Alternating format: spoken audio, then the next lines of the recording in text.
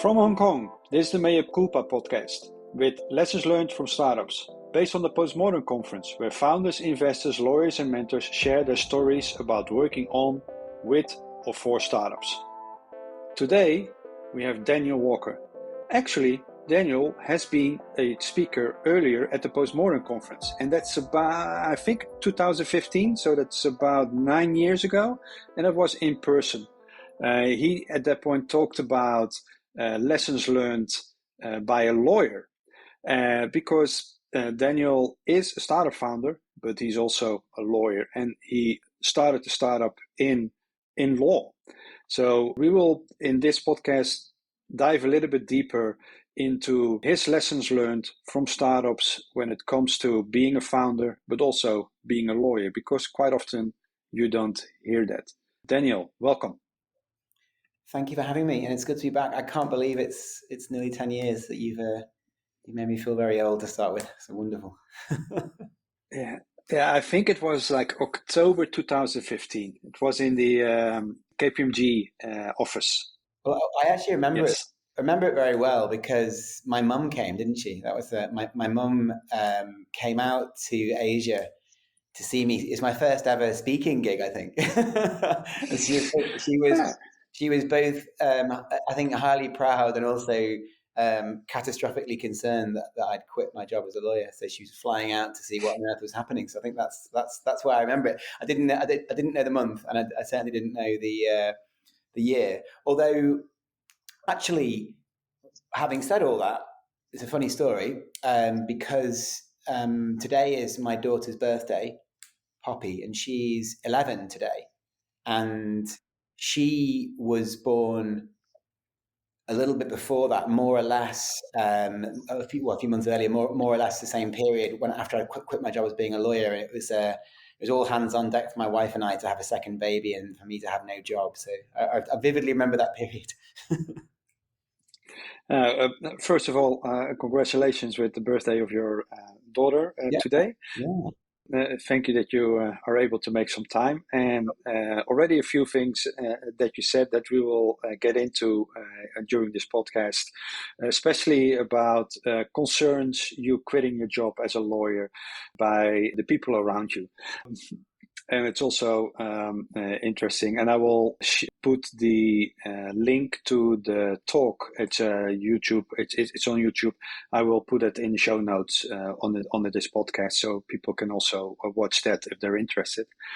So, Daniel, let's take it a little bit to the beginning, because if you look at your history, a solicitor, lawyer, mostly here in Hong Kong, as far as I'm correct, what made you indeed quit your job as a lawyer and then become a startup founder? Yeah, great question. It's funny because being in my late 40s now and looking back on the age I was when I stopped being a lawyer professionally, I would have been mid-30s. That felt very, very old, actually. At the time, 35 felt like I'd been doing law a long time, right? I was well through my 20s.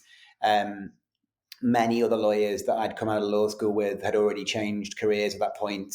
The legal profession has a fairly high degree of attrition or dropout at the kind of 3 or 4 or 5 year mark, simply because it attracts, in the main, quite intelligent people. Typically, the brighter people at the schools will go on and do the professions, medicine, law, etc. But actually, the initial and early years of legal work can be really quite mundane and quite repetitive.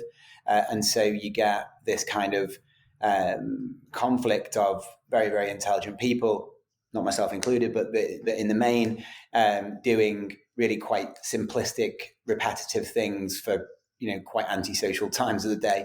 And so you get a lot of dropout. So I actually felt that by making it into my 30s, I was, really quite one of the elite. But yeah, I felt old to be kind of getting out there in the world without a job. And I know my mum, like I said, was a bit concerned to hear that after all that time and effort putting in, I was going to do something different.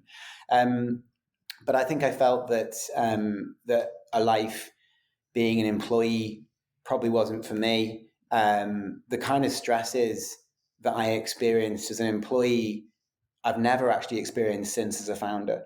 Not that I would have known this at the time, but in retrospect, when I think through the decision making, which was probably rash at the time, it actually turned out to be, from a kind of stress perspective, an incredibly positive thing, because whilst being a founder has led to immense stresses that many people wouldn't probably enjoy, the stress of being responsible for other people, for other people's financial existence, hiring and firing, all these awful things that you kind of take on control of. What I disliked intensely about working as a corporate lawyer was actually the fact that you were beholden not just to the client but to your immediate boss, and that essentially you had very little agency. And I think for me that was just something that I couldn't, that I knew I didn't want to be and have for the sort of rest of my career. So it made obvious sense for me to drop out. I think the subject of the last time we spoke was about the fact that my initial attempts after having been a lawyer were an absolute abject failure in themselves. But and that's another story perhaps for another time. But the decision to leave law, I think, was for me a good one. Okay. Then you made the decision, but of course also you have your family, and you already talked a little bit about your mother, of course, but also you have your family around you. Did they already had the feeling that you were going to do this, or was it a total shock for them? I think it was probably a shock. We as a lawyer, I've been working for, at the time, the largest law firm in the world. Now it's maybe second or third. They jump and merge a lot. That was in Hong Kong, and I'd gone back to the UK with the same firm, continued to work with that firm, had our first child with my wife, who'd been with me as girlfriend and then wife for already 7 years at that time. And we've been together in the UK, in Hong Kong, back to the UK. We then left that firm and gone to Singapore together, again as a lawyer with another firm. So it seemed, I think, to me and most people that I would be, having a career in law that was probably going to be in Asia, but certainly for larger firms, doing international type things in international type places. So I think when we got back to Hong Kong the second time round, which is actually when I ended up leaving law, it was probably as much a shock to me as it was to anybody else. Was it a straw camelback thing? I don't know. Perhaps it was, but I think it was perhaps more a sort of gradual realization that that there was not fulfillment for me in a career in that environment, and that there was something that I needed to do for myself. Others in my family have been the same. Others in my family have built businesses. My brother has built an enormously successful business, which he's gone on to sell as well. And it's not come without huge stresses and strains for him as well. It's something that kind of goes with the parcel. But there's something, I think, very freeing about being able to wake up and make a decision and to see that decision through. And I think it really does attract certain personalities. If you are currently listening to this podcast and sitting in a job where you're having those emotions, be sure that there is another trajectory in life that may not come without risk, but certainly can reward in other ways. And then, because it is a risk, good that you say that. Quite often, entrepreneurship is about being able to mitigate risk and being able to handle risk. If I sense it in this way, is that you did not say prepare for, I'm going to work for 3 years, I'm going to save up as much amount of money, and then with that savings, I'm going to do that thing that I'm very passionate about to start solving that problem. But more of like, maybe like Monday morning, I actually don't like this anymore. Let me just stop and start that business. Can you tell a little bit about that decision, and then also how did you choose what to work on as soon as you quit your job? Yeah, I mean, it makes my hair stand on end to think about how rash I was. But but what you can do at different times in your life, I think, are interesting. And also, when you look back on yourself, you almost see a different person that you sort of. It reminds me of a play I once watched by a French Canadian author called Crap's Last Stand, or in French it was La Dernière Bond, it's called. It's about a man who basically is in his attic reviewing tapes of himself from different parts of his life, and he sees himself as 5 different people. And I think when I look back, would I do it again? Probably not. When I look back, it was there didn't need to be a tomorrow. The only right decision was that there certainly wasn't a yesterday. And it's funny because my boss at the time, and I swore I'd never say this in public, but I think enough water's gone under the bridge now for me to actually say it on a public tape. He said, "You'll be back in 12 months." And I remember thinking, no. And the fact that you said that is a 1,000 times more reason that will never be the case. He's a very successful lawyer. He's gone on to run very, very big law firms, done very, very well. We've kept in touch. We've never had the confrontation where I've gone back and said you said the following, but I'm sure he'll remember.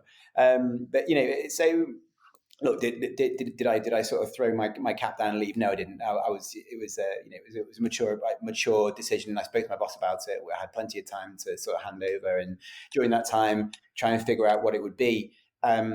As I mentioned earlier, we weren't expecting to have a second child at that point. That put the pressure on. But as I've come to learn, pressure is a fantastic driver and a great way of things happening. If you don't have enough money, you'll always find a way to find it.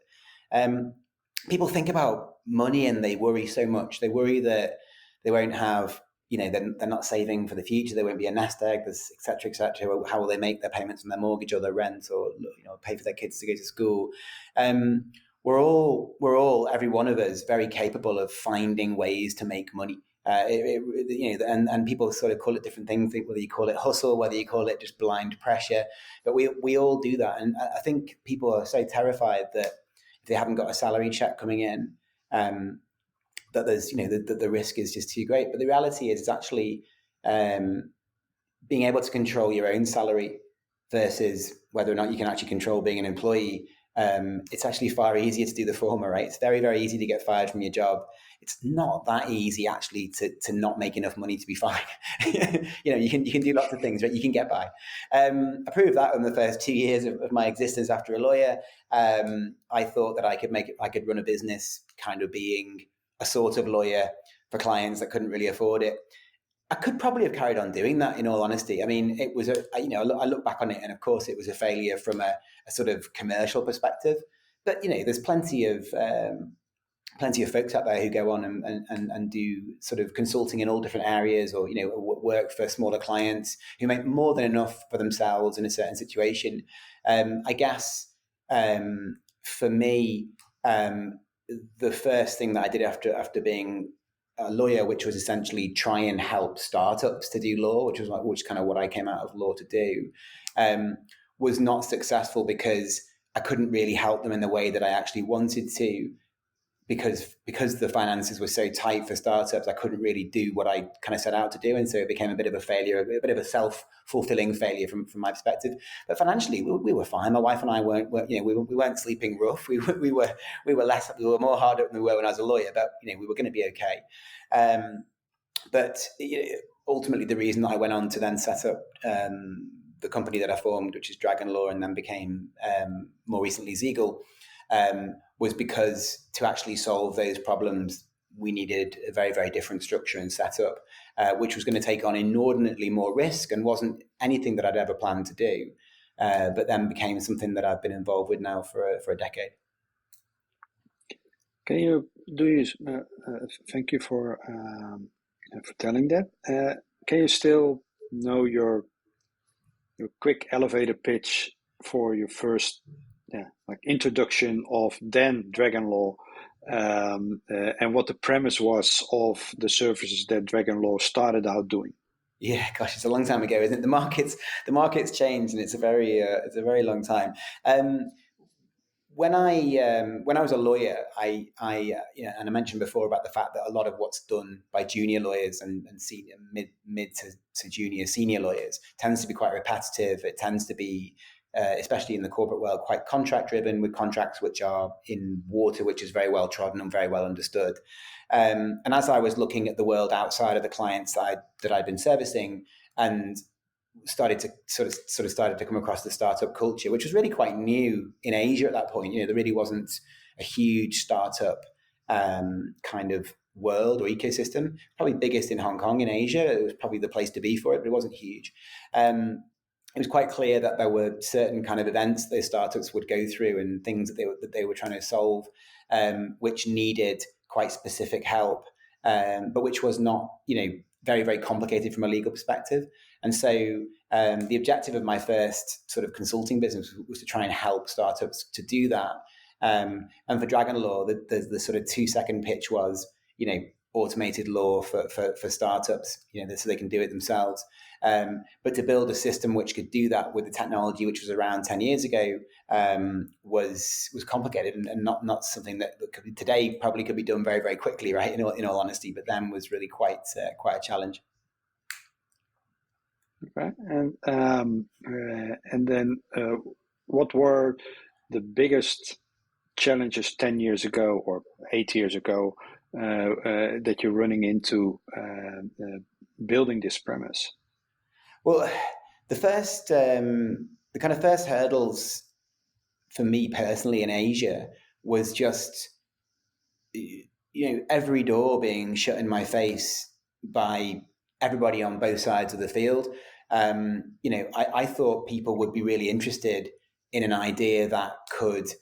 Yeah, we use the word democratize a lot of the time. Democratize was a very fashionable word in the early 2000s, but something which in more enlightened times we say is cheaper. I really thought that that being able to make something so fundamentally accessible and cheap for businesses that clearly couldn't afford to use practitioners would be a slam dunk. To a certain extent, it was. Startups said, "Yeah, we'd love it." We found out later they couldn't always pay for it, but they said they'd love it.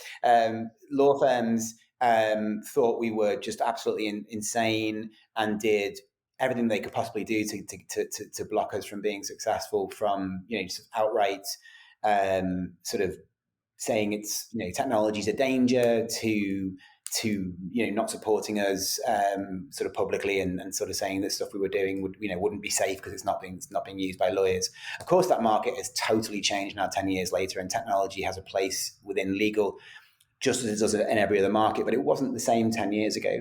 And of course, we based all of our kind of thinking on how this might be on US markets and Western markets where there was very little regulation and things had things had kind of moved on. So in Asia, it was tough. We're very fortunate that Hong Kong was incredibly supportive actually as a place to be there. So that was a huge benefit. But I guess we didn't really know what we didn't know. So that meant that it was kind of hard to raise money and to get expertise. And of course, without those two components, you really are sitting on a bit of a duck when it comes to getting going. And I think things started to move and things really turned when I struck up a friendship with another lawyer, a guy called Jake Fish. And Jake and I were connected. Jake had been involved in the startup space in Hong Kong through a network called Nest that used to exist in Hong Kong a long time ago, who were sort of incubating and early investors in some of the startups. Jake had been working as a lawyer in mainland China for a company called Li & Fung, and he'd been a US lawyer before that. And Jake had also, thought about what might be things that technology could do in this space. He'd seen it from a different perspective. And Jake was very, very well connected already within the investment community in Asia because of that. And I think that was a big sort of turning point for the idea. I'd come with an idea which I think was starting to get some volume to it, and Jake really came with it from the perspective of this is buildable, but we're going to need a lot more money than you think. And we started to build a kind of an initial investor base who would be actually our first investors, of which we were probably quite fortunate. In hindsight, the banking industry was going through a massive change at that point. You'd had 2007, 8, 9, 10, 11, and a lot of the lawyers, a lot of the bankers, beg your pardon, in the banks were kind of looking at this new potential crypto world that was sort of starting to happen, and they were thinking about maybe leaving the banking jobs. And so a lot of the Japanese bankers and the Hong Kong bankers were looking for places to put bonuses and lots of money, as well as also thinking about new jobs. So we were very fortunate in terms of there being quite a wave of private early investors before we had to go anywhere near sort of VCs or more institutional stuff. And let's be clear, that makes it easier. You don't spend weeks pitching to people when it's private investment. So we were able to sort of pull together money, and we took the approach that rather than going out and trying to do one big round, we would pull together what turned out to be quite a lot of money. I think it was a couple of million US or thereabouts. And that got us to a point where we could really say, okay, this is a viable proposition. We're going to go out and build. I've coated over there a rather interesting story, which happened sort of during and before that, which is that I wasn't necessarily sure that Jake and I would ever actually get sort of Dragon Law launched. But he and I would meet, once a week. He worked in China, I was in Hong Kong. My wife would say, "Are you meeting that guy again?" I'd be like, yeah, I'm going to meet him again. I'm going to Ula's. I'm going to meet Jake. I'm really sure that it's going to be something. We meet every Monday and we talk and we pontificate, and then nothing would ever happen. So meanwhile, I decided that because I'm a real action first, think second kind of person, I thought I better build something. So I went out and I on my many travels, met a guy that I would fire not once, not twice, but 3 times during our friendship, and that we'd still be best friends for after we good friends later on. This poor guy, friend of mine now, was doing business development for a company that was building software, a Russian-funded software business in Hong Kong. And it had some vague sort of similarities to the sort of technology that I thought that perhaps might be useful for building the sort of system we wanted, having no idea myself, having no technical background. He also, biting off more than he could chew and seeing some potential for some business, decided that he'd do a kind of build for me that was based around us not actually making any money out of each other, but maybe making some money in the future. We got ourselves building this thing. Over the course of, I think, about 3 to 6 months, very little happened of any value. It was, a useless thing that neither of us knew what we were doing and built, and it barely worked. And you wouldn't even call it a website, frankly. But it was enough to kind of show, I think, Jake that I meant what I was doing. The minute we'd kind of agreed to form the company and then raise the money, it was around about New Year's Eve. I guess 10 years ago, goodness me, yeah, about 10 years ago, New Year's Eve, we formed the company. I had to choose the name Dragon Law on the spot. I had no idea what I was going to call it. I just said, Dragon Law, and filled in the form. That's the story behind the name Dragon Law. We filled that in. We put the money in, and the first thing that one of the investors who became an important early board director sort of said was, okay, now we go and fire all the IT stuff that you've done. We figure out all these idiot agreements you've made. We get rid of those and we start again. So the first thing I did a week later was go and fire this poor guy. He wasn't too upset. We started again. We then built up a team internally, and the history was we then built up quite significant internal tech capacity. But just because I'm on the subject of that story, that gentleman then came back to work for us in a sales role himself, a business development role, about 2 years later. Was wonderfully successful, but then ultimately we had to part ways again.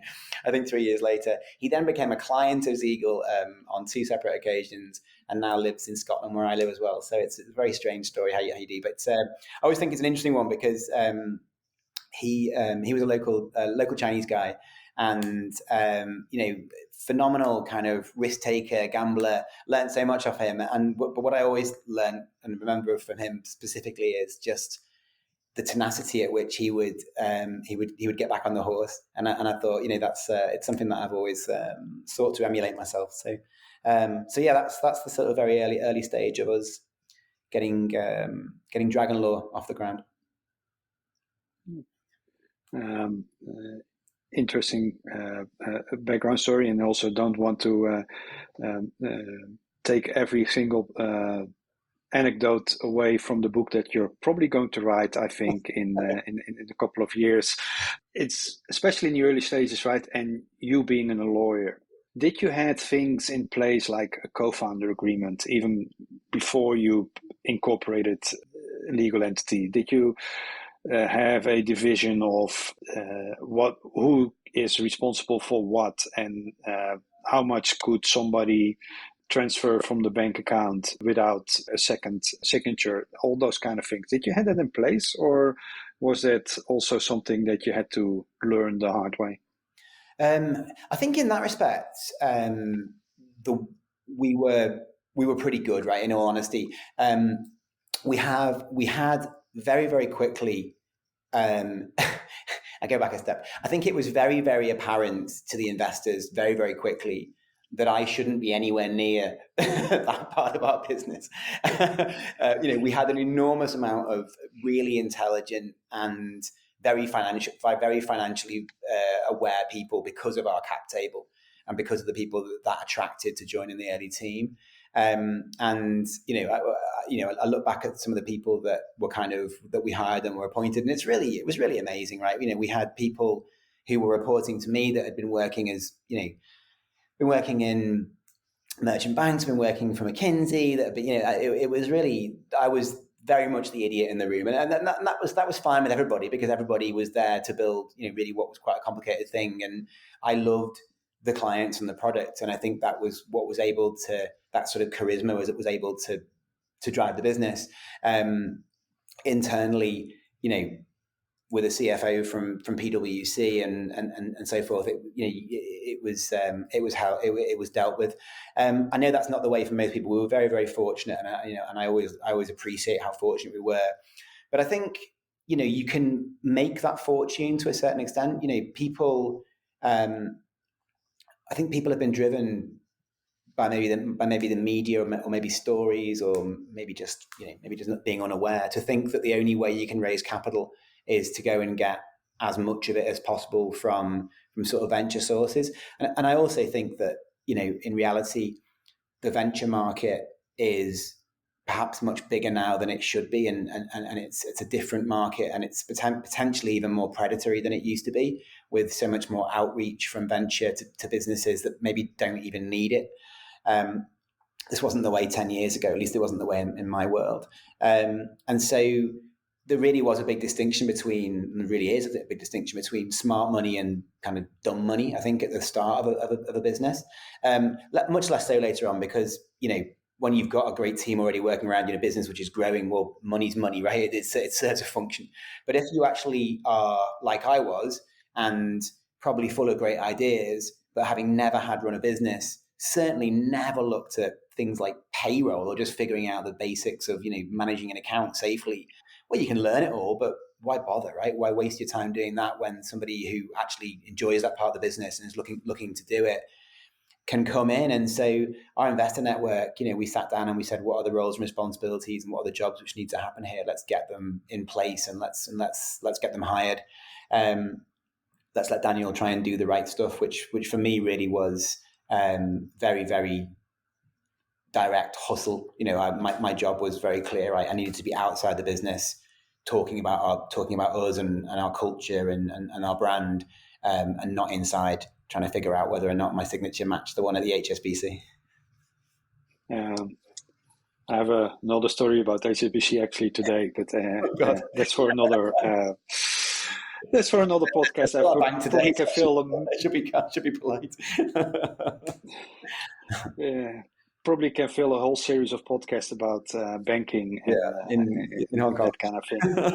Yes, especially in Hong Kong. Yes. Then, like, building the business, you already said, right? Like, you should be outside. You be talking about the business. You'd be hustling, and you should be growing the business.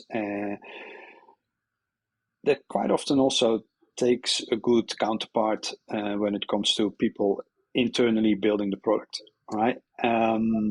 How challenging was it for you to talk to potential customers and then revert their needs towards the, as you probably would call it now, the product owner? Yeah. How practically did you arrange that kind of like communication between technically you and the people who are building the product?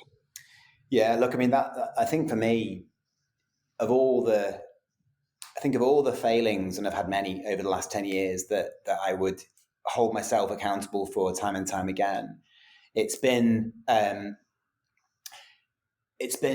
the the chopping and changing, and anybody who listens to this now who's worked with me will be sighing and looking at their feet. At least he acknowledges it, they'll be saying to themselves. It's taken us so much longer than it should have done to do certain things with our product, simply because there've been too many shiny things to do with our product. And I don't think that we're unusual in that happening, but it does cost money and it does cost time. And if you can avoid that, like the plague, that will be the single greatest execution thing that you do in your startup. The startups that you see that come out of nowhere and that then stay there, because there are plenty that come out of nowhere and then fizzle just as quickly. Looking at you, Clubhouse, or whatever it was called during COVID. There are plenty of those, but the ones that come out quickly and serve a problem where people say, wow, actually that's a problem, I'm going to pay for it. That's really impressive. It's incredibly hard to do. You can find an idea, you can find a general idea that maybe is untapped, or you can find a business which works and you can emulate it and you can kind of me too it. Or you can be somebody who's very, if you like, role specific, and you can say, I know this unique use case because I've done it and I know others will buy it. And all those things are kind of great ways to start a business.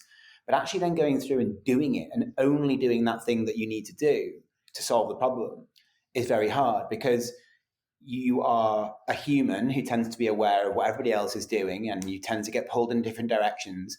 And on a Monday, you see a competitor doing X and you think, I'd like to do that. On a Tuesday, you meet your potential client B who says, I love your thing, but I wanted to do this. And on day Wednesday, someone says, I'd 100% buy your company tomorrow if you were doing the following.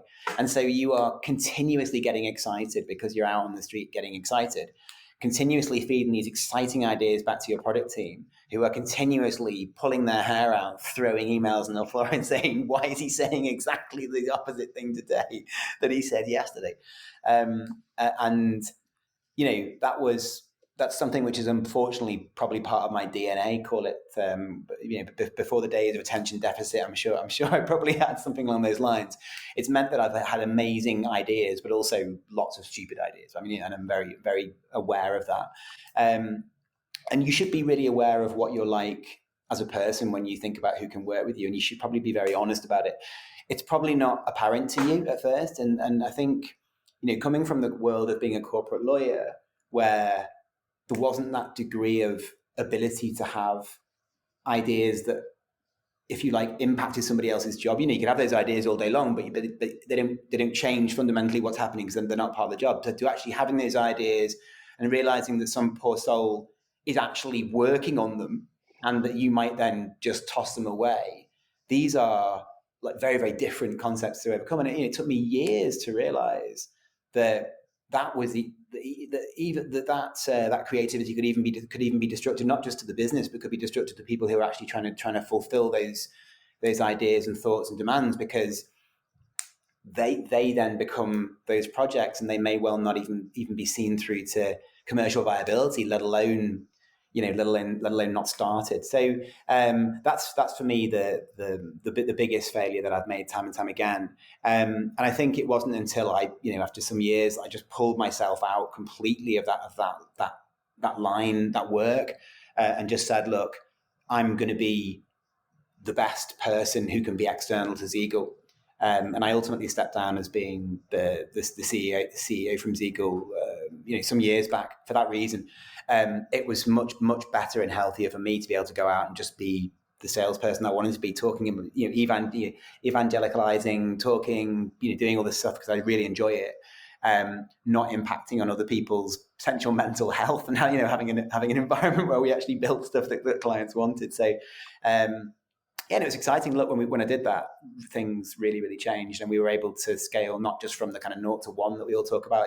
It took off, and it was exciting, and get me out of the way is the best idea that I ever had. Yeah, that's great knowledge to have in hindsight, right? A lot of learnings there. You probably also maybe now realize that some of the advice that you got in the very early days that you maybe discarded or thought about, like, that's not true. you now realize that it might have been true or it is true. Can you tell like one or two of the advices that you got in the early days that you at that point discarded or didn't react on, and now think like could have helped if I were open to that feedback?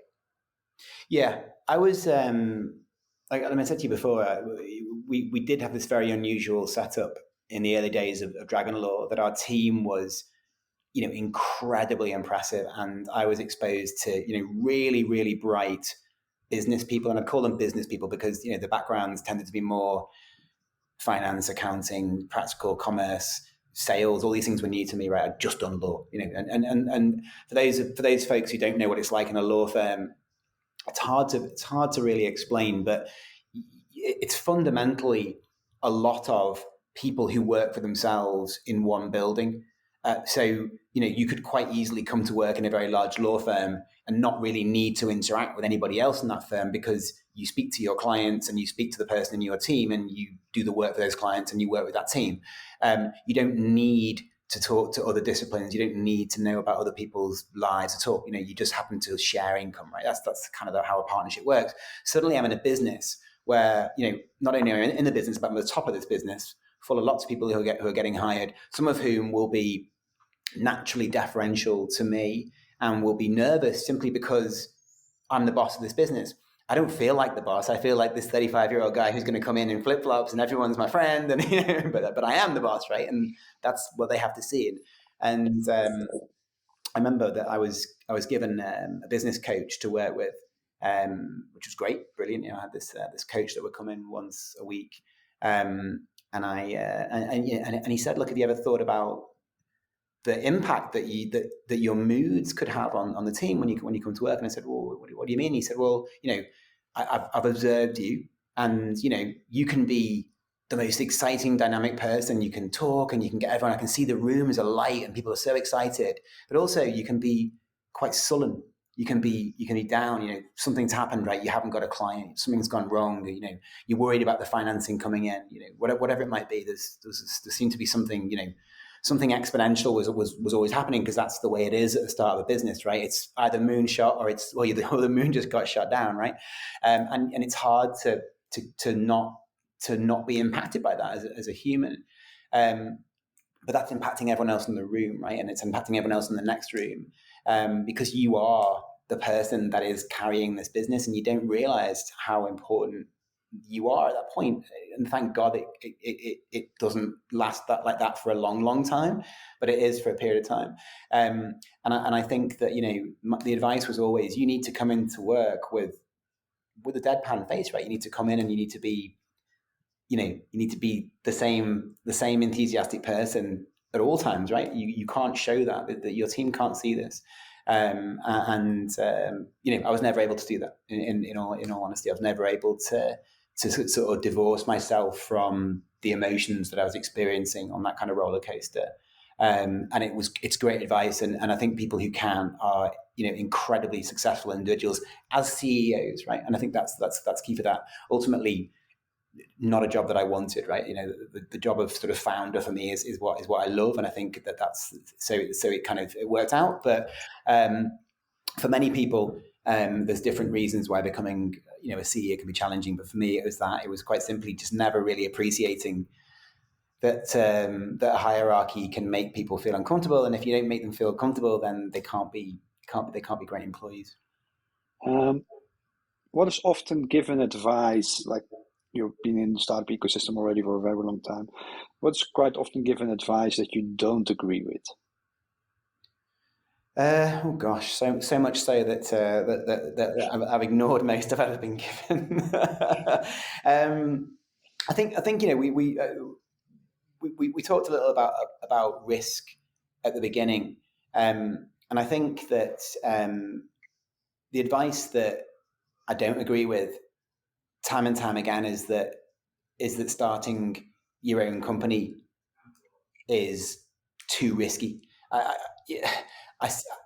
I've been involved in, and as you have, right? You know, the kind of non-corporate world now for more or less the same amount, if not longer, I guess, nearly than I was involved in the corporate world for.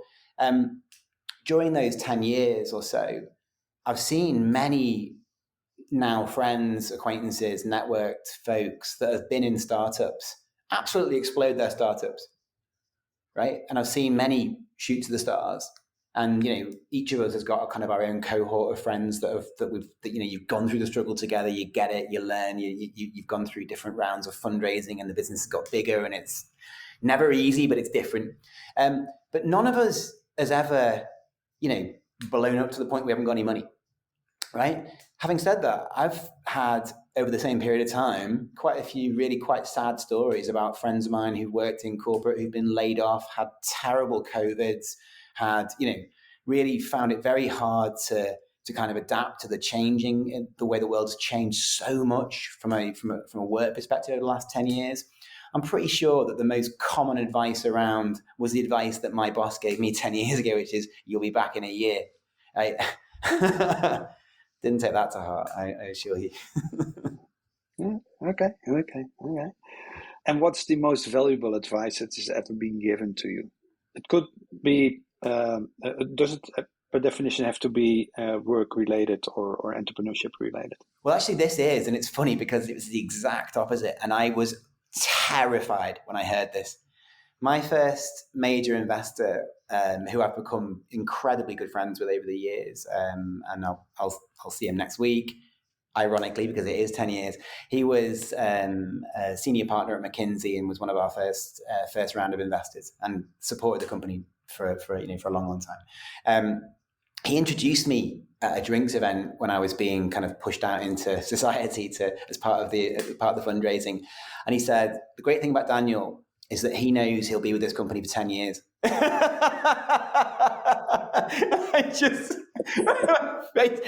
face must have dropped. I mean, he was right. He's one of the smartest guys on the planet, full stop. It was an extra zero on what my last boss had just told me, but it's true, right? You need to believe that what you're doing is going to be fun and that you don't mind doing this for a long time. You may well be out of it in 12 months. You might be out of it in 5 years. It might be 10. It might become something that you never want to leave, right? Was it advice or was it more of a just sort of referential statement? I don't know, but I think it was kind of advisory. It's subtly advisory. Kind of advisory. Kind of advisory, kind of observation indeed. Yeah. Right. So talking about that, the next 10 years? Goodness me, I don't know. Where will you be? It's never look into the future. I think I know that I will be happy, and I know that I've learned so much over the last 10 that I will make fewer of those mistakes and probably many, many different mistakes that in 10 years' time when I'm reviewing my 5 tapes in the attic of my house, like the fella from the play, I will be wondering how on earth I managed to wobble through my 40s. It's okay. Many things are the same and many things change. Nothing gets easier. But for most of us who go into startups, if you like, and I guess that's large proportion of the audience of this show. I assume it's probably technology driven. That's the main area in which startups focus.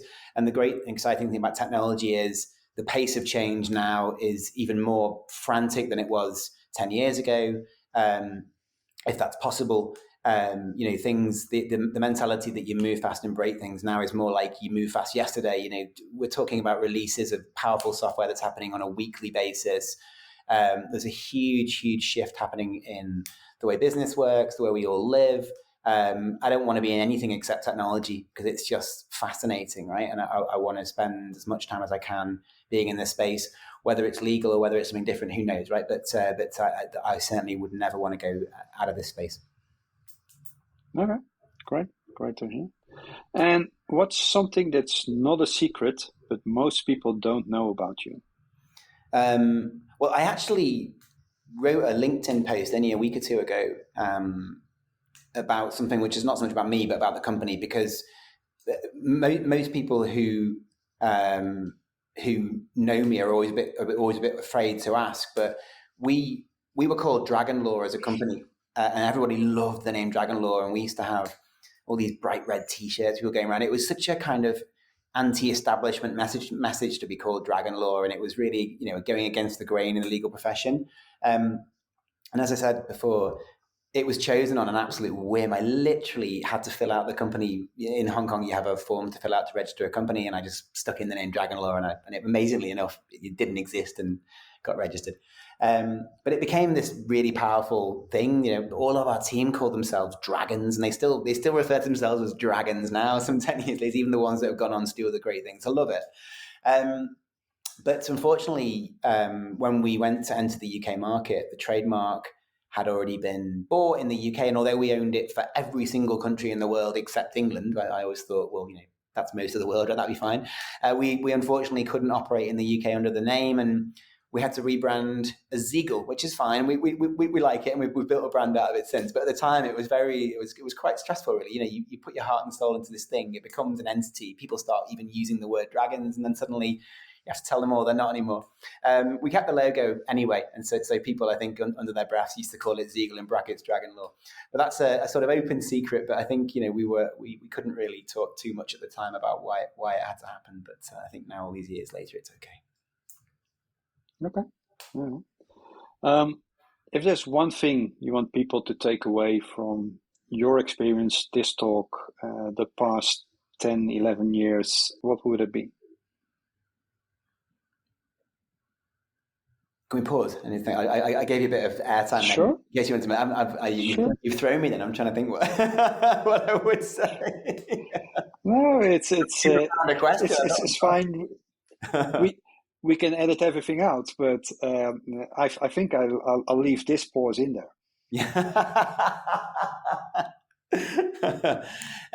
So you want me to repeat the question so you can have a little bit more time to think about it? Yeah, okay. Is there one thing you want people to take away from this talk, your experience from the last 10 years? What would that be? What is that one thing you really want to drive home?